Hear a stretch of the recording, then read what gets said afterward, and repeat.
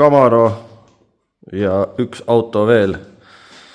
Ühesõnaga, pikalt on aega mööda läinud, meeletult kiire on olnud, väga palju asju on tehtud.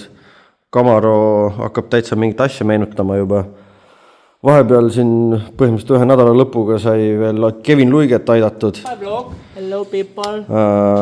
Kuna Kevin vahetab võistlusautot ja viimasel minutil hakkas neil see asi pihta, siis nad tulid kogu tiimiga siia ja siis kogu tiimiga tegime 46 kerele, kus oli turvakaar sees, tegime sellest täispuuri ja mõned plekitööd, metallitööd veel.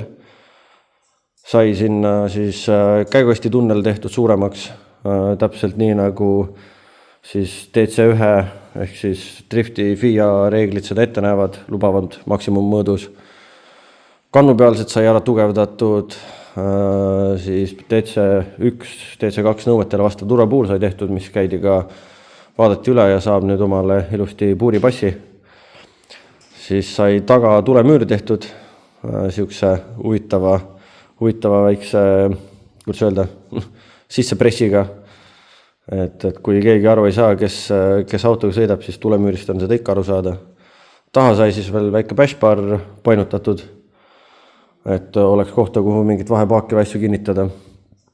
Nüüdseks on juba auto neil värvis, turvapuur on värvitud ja kuna 1. mai on võistlus, siis ega neil on korralik nobedate näppude voor, saavad seda autot kokku panna ja kokku ehitada. Kevin tegi sellest puuri tegemisest ka oma video. Selle lingi leiate alt, kus on see informatsiooni jutt.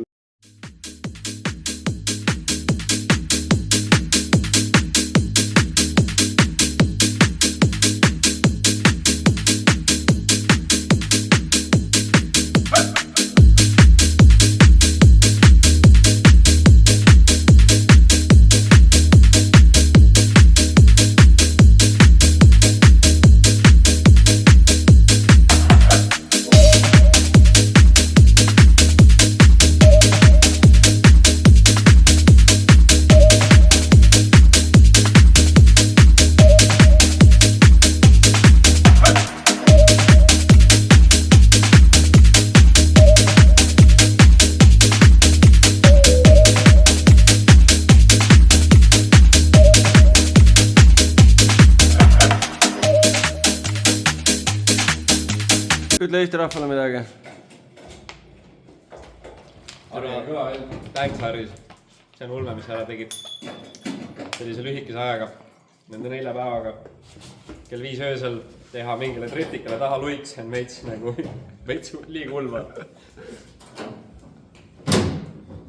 Rauno, ütle midagi Eesti rahvale. Mida? Harjan tubli roiks, kõva endale. Veits vastu meil, viimasel hetkel. Aitab. Tule ühel vennal on normaalne pusa seljas. Pladi. Ja nüüd Camaro. Camaroga on tegelikult kõvasti tehtud. Väga palju tehtud. Lähme siis tagantpoolt ette.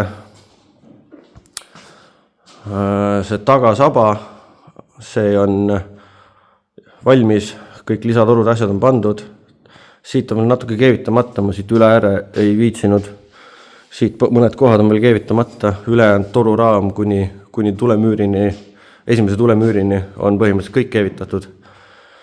Tagasilt sai vahepeal alla.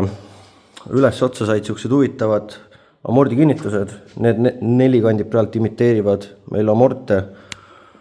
Et see on siis, peaks niinimetatud sõidukõrgusel sild olema, et mul oli ta hea lihtne niimoodi ära fikseerida. Kuna oli valmis sild ja sillal oli ainult alla 1 kinnituspunkt, siis mõistlik oleks teha see igaks juhuks reguleeritav, siis saigi tehtud niimoodi, et sellepärast see raam tuli nii kõrgele ja siia tuli selline päris suure reguleerimismaaga kinnitus. Siis Ameerika maalt Tim McAmesist tulid siuksed ägedad tükid, tulid toorikuna 4-lingi torud, wishbone ja siis ka stabikas. Need sai kõik kokku keevitatud, kokku pandud, külge pandud. Wishbone on nüüd see asi, mis hoiab silla külgedele liikumist. See osa on siin slider, sest kuna ta on hoopis teise nurga all, mis 4 lingi kaikad, siis see peab olema muutuva pikkusega, et see ei mõjutaks sillakinemaatikat siin sees, siin kohas, mis on lihvimata, siit ma jätsingi puhastamata, et ma teaks, kus kohas on teflon puksid, et keevitades niikuinii see toru natukene läheb loperikuseks, et neid pesasi ära ei tõmbaks. See on kahjuks omal käel ära õpitud. Ja siis see siin liigub niimoodi, et siin ongi näitena on üks samalaadne asi. Siit on näha, et siin sees on teflon puks mõlemas otsas. Ja siis see saab siin niimoodi mõnusalt hästi vabalt liikuda. Ühe käega on raske näidata, aga usun, et saate mõttest aru ja niimoodi. 4 lingi kaikad sai siis tehtud, kui ma nüüd õigesti mäletan, munaka tsentrisse vist 520 millimeetrit. Ja kerepoolne ots on peaaegu lõpmatuseni reguleeritav. Siit on hetkel nad on pigem mingi suva asendisse pandud, et lihtsalt oleks paigas, oleks hästi. Silla enda iseärasusest alumine kaigas tuli vist 2-3 sentimeetrit pikem kui ülemine. Siis on kindel, et saab kõik tifri nurgad asjad ilusti paika keerata. Stabikas on ka niisugune mõnus, siin sees on lausa rull-laagrid, et see liigub ülimõnusalt, mitte ühegi takistuseta. Stabika kondid, lingid, need on, lõikan pärast siit pooleks ja teen pikemaks, et kui auto on sõiduasendis, siis ka Stabika see osa oleks ilusti paralleelne. Stabikas on täpselt nii lai, et raamist mahub ilusti mööda ja siit on ikkagist sellest osast on sees pool, et ta rehvile ei jää kuidagi ette. Siit on veel vaja natukene selle asjaga mängida, viimistlused teha, aga kõik on paigas. Vahepeal sai valmis selle klaasi asemel fiiberluuk, see, kes korraks siin proovisime peale ja vahest ikka selle mõõtmisega joppab, et ülimõnusalt täpselt see fiiberluuk toetub siia ja ilusti kõik on nii, nagu on vaja, et Kaspar tegi jälle head tööd. Et siis ongi see hea, et kuna ta juba siia toetab, siis ei pea hakkama mingid lisatugesi tegema, sest et 2,5 kilomeetri/tunni kiirusega või isegi suurema, aga see õhk hakkab päris korralikult seda alla vajutama, et muidu peaks siia tegema mingi eraldi raami, mis seda aitab toestada. Tagasild on kõik paigas ja tagantosa on ka valmis, et siis kui kunagi koopad on valmis, siis on veel vaja siit kuskilt panna siia toru, mis aitab seda nagu niimoodi diagonaalis või risti suunas veel natuke hoida. Katus käis vahepeal maas, siit tegime lõike, praegu on klekod välja võetud, et on lahtiselt peal tõstetud, et oli oluliselt lihtsam kogu seda kosu keevitada, et praegu ongi siit maalt taha poole on niisugune 95% kõik keevitatud, et alt poolt, kus ma liigi ei mahtunud ja sealt tagant, mis ma näitasin, mis ma lihtsalt ei viitsinud hetkel keevitada. Siis topeltraam on kõik valmis saanud, siia sai kõvasti torusi vahele pandud, et oleks 100% kindel, et kõik on jäik ja see raam ise liiguks minimaalselt stardi hetkel, et vedrustus ja tagasild saaks täpselt oma tööd teha nii, nagu see paika pannakse. Siia sai kõvasti neid torusi pandud, et kuna tagasild töötab niimoodi, et alumine kaigas lükkab ja ülemine tõmbab, siis sellepärast on ka need torud siin niimoodi strateegiliselt pandud. Et kuna siit toimub lükkamine otse siia torusse, et siis ka see bracket kinnitus ei hakkaks läbi painduma, on siit pandud niinimetatud lisakaigas, et kuna siit juba hakkab see tõmbamine pihta, siit lükkamine pihta, et aitaks võimalikult seda kõike nagu koostöös teha. Ristipidi, niipidi, siit on veel ära seotud, et kuna bracket on siin vahel ja siin vahel, et selle koha dikteeris tool ära ja kõik on siin nagu strateegiliselt niimoodi veetud, et oleks võimalikult hea ja tugev. Siia taha otsa sai juba keevitatud väljundtorud, et kui on karteri tuulutuse vedamine läbi selle toru, siis siit saab juba AN voolikuga taha otsa minna, et see niinimetatud tuulutuspaak sinna panna, aga see on juba tuleviku muusika. Mootor on saanud omale kohale. Mootori nurk tuli, kui ma õigesti mäletan, tagant tõusvana vist 0,5 4 või 0,6 kraadi, et ta on suht koht maaga paralleelne, siis ongi see, et mootori nurga määrabki see ära, et eest Ventwelli tsentri kõrgusmaast. See sai vaadatud siis selle järgi, nii nagu USA-s sellised kõige kangemad autod on ehitatud, et oleks kõige kindlam. Mootor sai küll tahapoole pandud, kui praegult Ameerikas klassikaliselt neid nitromootorid ehitatakse, aga et saaks parema kaalujaotuse ja ka kehvema pidamistega radadel oleks auto rohkem sõidetav, siis see on ainult abiks. Ja nüüd see sama mootori nurk, et eest on Ventwelli kõrgus paigas ja tagant on silla kõrgus paigas. Ja siis peabki diffri sisendist läbi käigukasti, läbi Ventwelli liini tekkima sirge, niinimetatud staatilises asendis. Ja see on ka see, miks mootor on tagant tõusev. Oleks mootor kõrgemal, siis ta oleks sirge, oleks ta veel kõrgemal, siis ta oleks tagant langev, aga sellel pole vajadus, sest et siit me näeme, kus on katusejoon ja kus on see sisselase. Siit see kogu tulemüür sai ära seotud, sest kuna see plaat, mida nimetatakse meatplate'iks, mis kinnitub mootori ja käigukasti vahele, kuna läbi selle plaadi tegelikult kogu mootori jõud suunatakse raami, siis see osakond peab siit olema väga tugevalt ära toestatud. Väga vähe või väga harva pannakse siia alla toru, aga kuna meil ruumiga kõik õnnestus ja mahtus, siit on niisugune O-ratta ja toru vahel on niisugune peaaegu sõrm, et siis see aitab ka seda lisajäikust anda ja siia tulevad veel pärast lisakõrvad, et hoida seda plaati, mootorit ja käigukasti nii jäigalt paigal.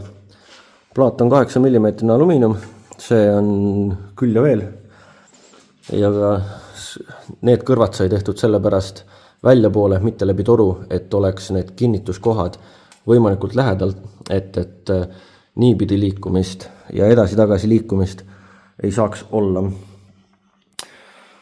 Kunagi kui aeg sealmaal on, siis see toru läheb polditavaks ja peale seda tuleb siia käigukasti kinnitus.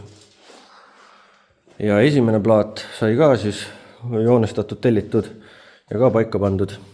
Nagu ikka esimene plaat kinnitub läbi veepumbavade, siia tulevad topelttihendid, siis ka kinnitub siit plokki, kus on õlipumba kinnitus, siia taha tuli lisaspacer, et nad oleks ühe joone peal. Siin on siis esiplaadi kinnitus ja siin taga on samamoodi spacer.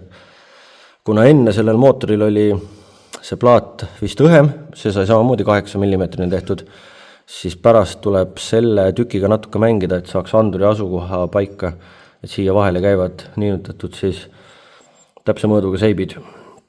See plaat toetub raami peale, et see sai sisse joonistatud ja esimese korraga kohe ilusti õnnestus, et kõik läks paika, mootori nurk oli õige, kõik mõõdud pidasid.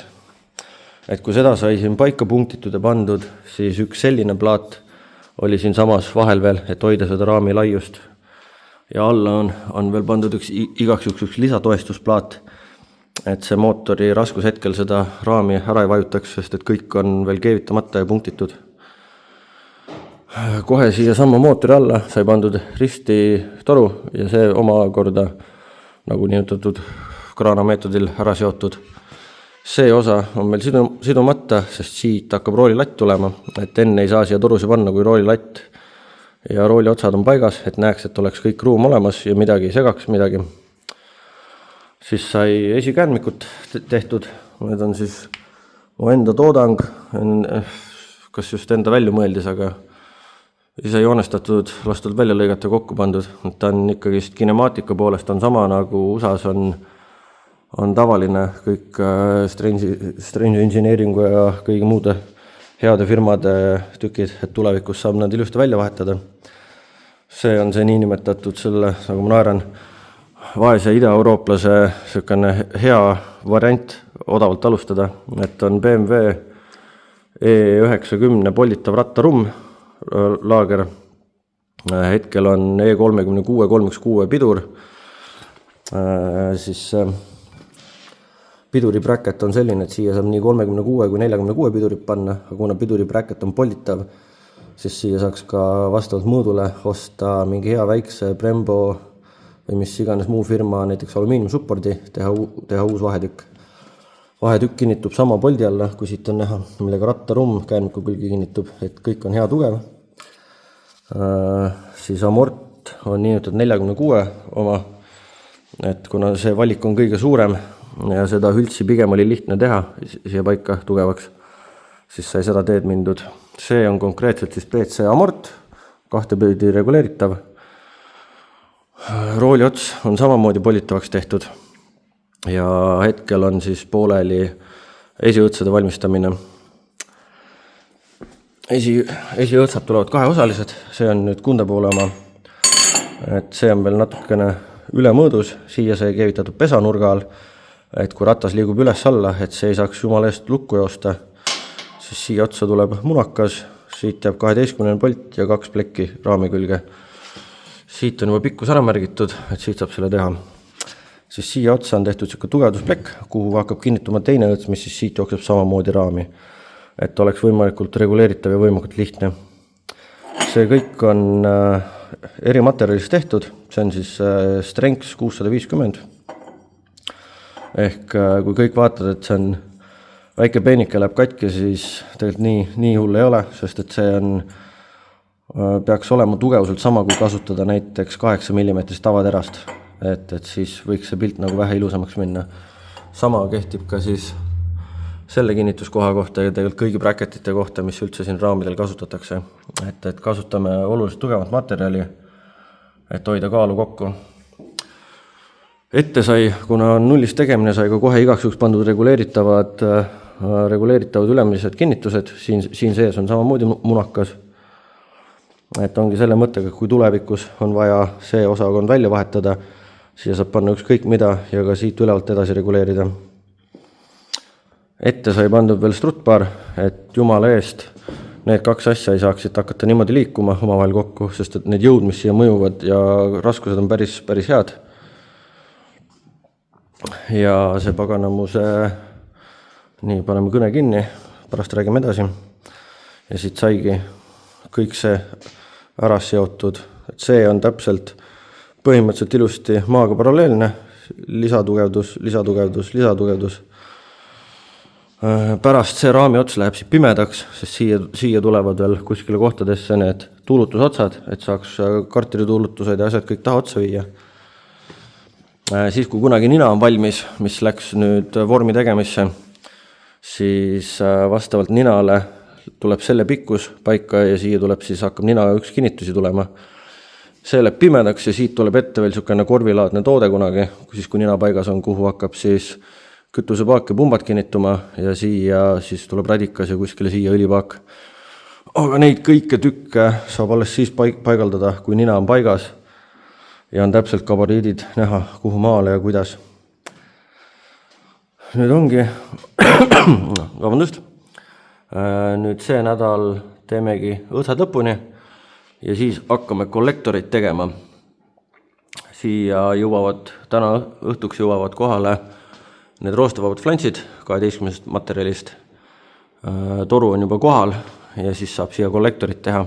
Kuna nüüd on mõõdud paigas, et me teame, et ratas jookseb umbes siit, kuidas see toru on ja mis kõrgus on, siis saaks selle summuti otsa kuskile sinna panna ja siis saab kollektori ära teha, et me näeme, kus, mis, mida, sest et see mootor oleks vaja varsti siit vahelt välja võtta ja siis ta eeldatavasti läheb Tauerki vitsuti juurde, kes teeb kontrolli ja paneb käima selle asja, aga käima panemiseks on vaja kollektoreid ja oligi, siis mõtlesime, et natuke ootame, teeme kohe õiged kollektorid valmis ära, et siis ei ole 2 korda tegemist ja ei ole topeltkulutusi.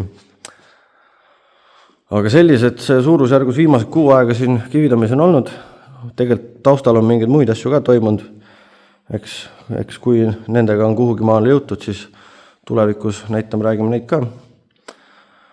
Ja praegult on siis seis selline, et kui on küsimusi, pange kommentaariumisse, vastame ja eks varsti jälle.